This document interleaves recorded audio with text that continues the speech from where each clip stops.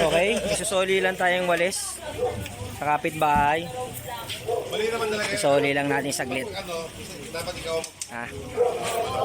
Tuturuan ko kayo ng life hacks magsoli ng walis.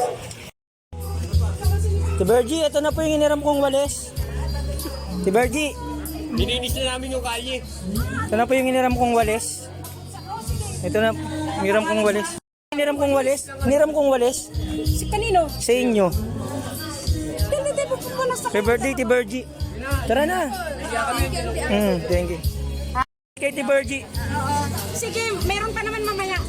Pagka ano nila. Ito lang sa table nila, Carlo. Happy birthday, Ti Bergie.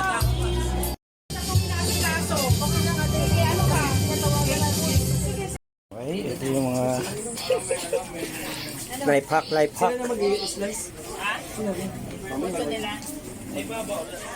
Okay, nakapag ano na tayo.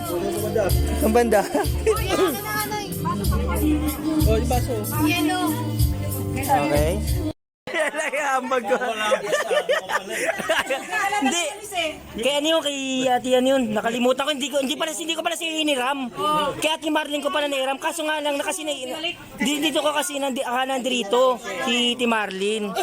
Kaya pala. Kaya nga sabi ko, huwag mong kalimutan kasi hindi sa akin. Kaya pala sabi mo sa akin kanina, wala kang dalang walis. Wala kang hiniram na walis sa akin. Kaya huwag ka na lalabas. Hindi, may bitbit naman akong yelo. Sabihin ko na may inutusan akong bumili ng yelo. Mga hindi natin nakakain, kinuha ko. Nakakaya naman tuloy. Kaya nga, takpan natin ng konti naman. Takpan natin. Makikita pa naman. Okay, nakalabas tayo. Tingnan nyo. Nakapag-sharo na tayo. Ng konti. Kasi baka dumating yung wala akong pangkinabukasan na kakainin kaya nag-uwi tayo. Di ba? Ayan, meron na tayo ngayon. Hipon, lechon, saka ewan ko na tawag rin yung murkon. Yan. Ito may puhunan na tayo, yelo ha. Kanina wala tayong puhunan, walis lang. Ito magiinom naman tayo ngayon. Magiinom naman tayo ngayon. Soli na. Tawag doon, bigyan natin tong yelo. Jepoy, sino inutos mong yelo? Papasukin mo ako. Sarado eh.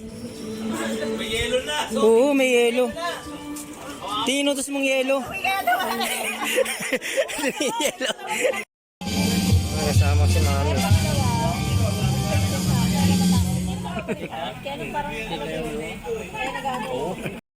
Okay, papasalamat nga pala ako sa may-ari ng walis. Hindi dahil sa kanya, hindi ako nakakain at hindi ako nakapag-inom sa kapitbahay namin. Maraming salamat, Ate Marlene.